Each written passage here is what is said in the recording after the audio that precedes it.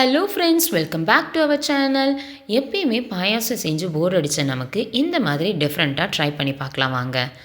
ஒரு cup basmati rice எடுத்துக்கலாம். அதை ஒரு குக்கரில் போட்டு தண்ணி ஊற்றி நல்லா அலசி எடுத்துக்க போகிறோம். எந்த கப்பில் பாஸ்மதி ரைஸ் எடுக்கிறோமோ அதே கப்பில் எல்லா மெஷர்மெண்ட்ஸும் எடுத்துக்கலாம். இந்த பாஸ்மதி ரைஸ் ஒன்றும் பாதியாக நம்ம உடச்சி வச்சுருக்கோம்.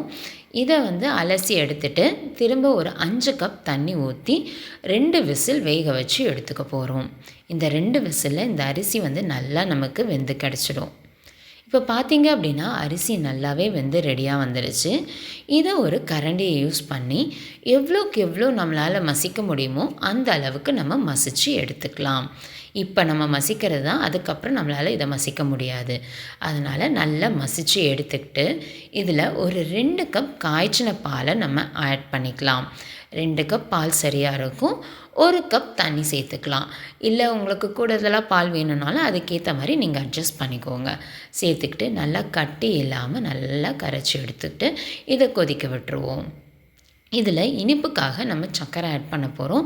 சர்க்கரை அவங்கவுங்களோட இனிப்புக்கு ஏற்ற மாதிரி சேர்த்துக்கோங்க. இதுக்கு 1 கப் சர்க்கரை சரியாக இருக்கும். இல்லை கம்மியாக சாப்பிட்றவங்க கொஞ்சம் கம்மியாகவே ஆட் பண்ணிக்கோங்க. சர்க்கரையும் சேர்த்து சர்க்கரையும் நல்லா கரைஞ்சி வரட்டும். இதுக்கு நடுவில் நம்ம நட்ஸ் எல்லாம் வறுத்து எடுத்துக்கலாம். ஒரு கடாயில் நம்ம நெய்யை சேர்த்துக்கிட்டு என்னென்ன நட்ஸ் இருக்கோ அது எல்லாத்தையுமே நம்ம வறுத்து எடுத்து ரெடியாக வச்சுக்குவோம். இப்போ இன்னொரு பக்கம் நமக்கு ரெடி ஆகிட்டுருக்கிறதுல நம்ம கண்டன்ஸ் மில்க் ஆட் பண்ண போகிறோம். கண்டன்ஸ் மில்க் ஒரு 1/2 கப் கண்டன்ஸ் மில்க் நம்ம சேர்த்துக்கலாம். இந்த கண்டன்ஸ் மில்க் நம்ம சேர்க்கறதுனால ரொம்பவே டேஸ்ட் நமக்கு நல்லாவே கொடுக்கும். இது நம்ம வீட்டிலே கூட செய்யலாம்.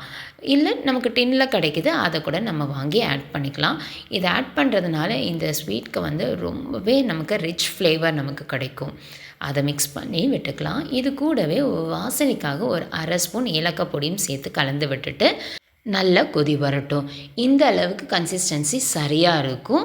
இப்போ நம்ம வறுத்து வச்சுருக்கிற நட்ஸ் எல்லாத்தையும் இதோட ஆட் பண்ணி நம்ம மிக்ஸ் பண்ணி இறக்கிட்டோம் அப்படின்னா அவ்வளோதான், சூப்பரான ரைஸ் கீர் ரெடி ஆகிடுச்சு. இதை நம்ம அப்படியே சூடாகவும் சாப்பிடலாம், இல்லைனா ஃப்ரிட்ஜில் வச்சு சில் பண்ணியும் நம்ம சாப்பிட்டுக்கலாம். உங்களுக்கு எப்படி பிடிக்குமோ அந்த மாதிரி நீங்கள் ட்ரை பண்ணி பாருங்கள். அவ்வளோதான், அட்டகாசமான ரைஸ் கீர் ரெடி. இந்த வீடியோ உங்களுக்கு பிடிச்சிருந்ததுன்னா லைக் பண்ணிக்கோங்க. உங்கள் ஃப்ரெண்ட்ஸ் அண்ட் ஃபேமிலிஸ்க்கும் ஷேர் பண்ணுங்கள். இதே மாதிரி நெக்ஸ்ட் வீடியோவில் பார்க்கலாம். தேங்க்யூ, பாய்.